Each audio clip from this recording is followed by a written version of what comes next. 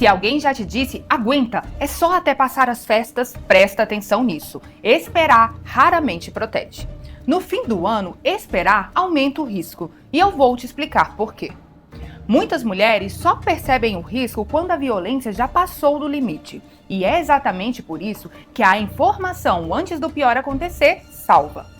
Hoje eu vou te explicar por que a violência doméstica costuma piorar no fim do ano e como se proteger com consciência sem se colocar em perigo. Eu falo isso com base na vivência prática do atendimento policial. Todo fim de ano o padrão se repete. Aumentam as ligações, aumentam os pedidos de ajuda, aumentam os relatos de medo. E quase sempre a frase é a mesma. Eu achei que fosse só estresse, ele estava nervoso, ele bebeu. Achei que depois das festas ia melhorar. Na maioria das vezes, não melhora sozinho. E agora eu vou te explicar os fatores que fazem esse período ser tão perigoso. Pressão financeira e o lado do agressor.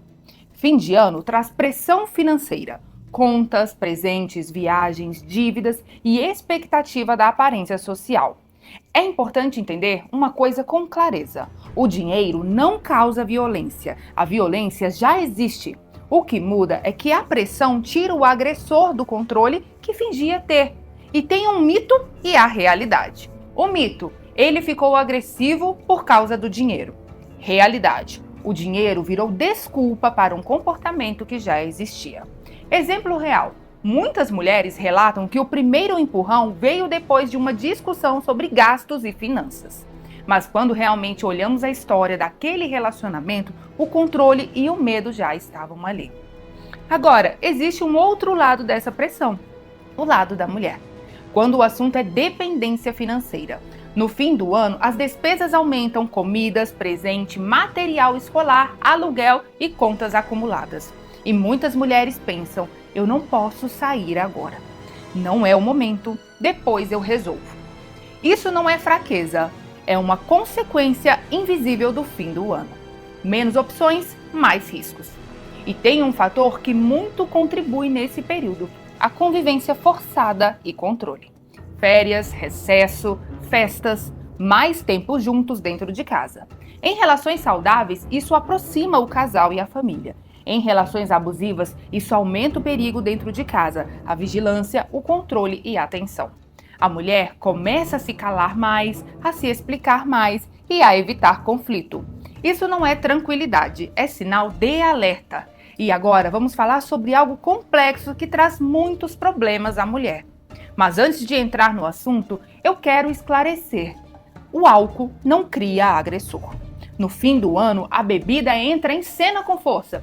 Festas, confraternizações, encontros familiares. E aqui eu preciso ser muito clara com você. Com responsabilidade e cuidado. Álcool não cria agressor.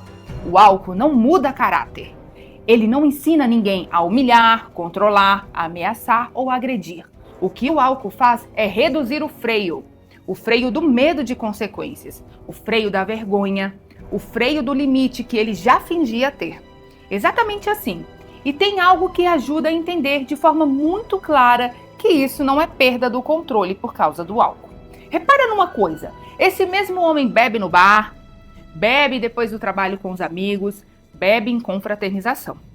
E ele não agride ninguém lá, não parte para cima dos colegas, não ameaça o chefe, não perde o controle com estranhos. Mas é só chegar em casa que a covardia aparece. A violência é direcionada, a violência é de gênero. O álcool vira a desculpa, mas a escolha do alvo não é aleatória. E tem um mito e tem uma realidade. O mito é que ele só é agressivo quando bebe. A realidade: a bebida apenas facilita a agressão que já estava pronta para acontecer.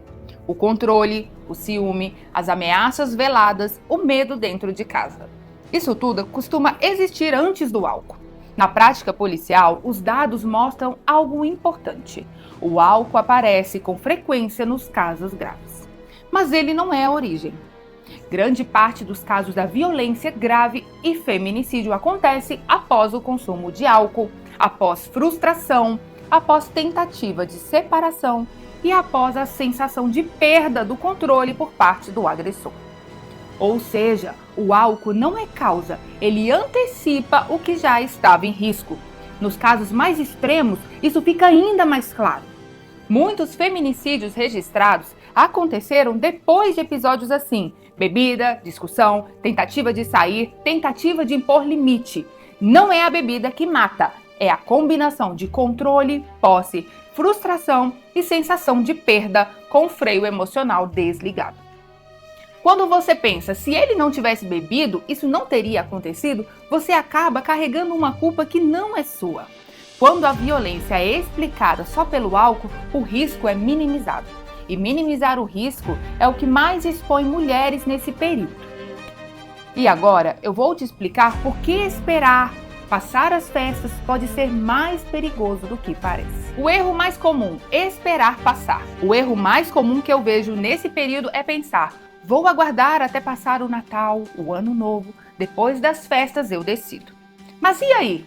A violência respeita calendário? Esperar, muitas vezes, dá tempo para a situação piorar e se tornar irreversível. E ainda tem a pressão familiar que vem de todos os lados, com a frase do tipo: não estraga o Natal. Esse é um fator muito doloroso que quase ninguém fala: a pressão familiar. Frases como: agora não é a hora de mexer com isso, pensa nas crianças. Depois das festas você decide, não estraga o Natal da família. De certo modo, isso não é maldade da parte do parente ou amigo que te aconselha. Muitas vezes é medo, desconhecimento e tentativa de manter a aparência e até olhar para os filhos. Mas o efeito é o mesmo. A mulher se sente sozinha, culpada por querer se proteger. Outro fator crítico é o isolamento social e o mito do recesso e férias. Pessoas viajam, a rotina muda, a mulher sente que está sozinha e surge um mito perigoso. Agora, no fim do ano, ninguém atende. Isso não é verdade. Delegacias funcionam, a polícia militar funciona, medidas protetivas podem ser solicitadas a qualquer momento, o fórum permanece em plantão judicial. E o abrigo para situações de emergência e acolhimento da vítima e seus filhos segue em funcionamento 24 horas. Por que esperar até janeiro pode ser perigoso? Estatisticamente, muitos casos graves acontecem depois das festas, após tentativa de separação e após frustrações do agressor. O fim de ano é um período de escalada da violência. Esperar passar pode ser exatamente o que aumenta o risco. Orientação prática e segura para você que está confusa, que está com medo, que não sabe o que fazer. Se você perceber que o clima está piorando, faça isso com segurança. Primeiro, confie no seu corpo. O medo constante é um sinal. Segundo, não confronte o agressor sozinha. Se ele está nervoso, com raiva, exaltado, discussões nesse período escalam rápido. Terceiro, tenha um plano silencioso. Tenha sempre documento separado, celular carregado, alguém de confiança sabendo que você passa por essa situação. Quarto, busque orientação com calma. Informação não obriga a denúncia imediata. Ela te dá escolhas, estratégia e proteção. Você não precisa decidir tudo hoje. O primeiro passo não é sair, é se proteger com consciência. Se esse vídeo falou com você, não ignore. Salve, compartilha e se inscreve no canal. Você não está exagerando. Você não está sozinha. E existem caminhos legais e seguros para te proteger no seu tempo. Eu sou Fernanda Almeida, policial militar e especialista na violência contra a mulher, e este é o Projeto Escudo, um canal de prevenção, identificação, acolhimento e decisão. Aqui, a informação existe para te proteger, não para te pressionar.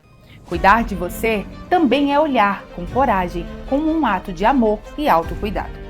Ah, e se você está gostando deste conteúdo, clica nesse outro vídeo que está aparecendo aqui ao lado da tela. Compartilhe essa informação que pode ajudar e ser um diferencial na sua vida ou na vida de alguém que precise.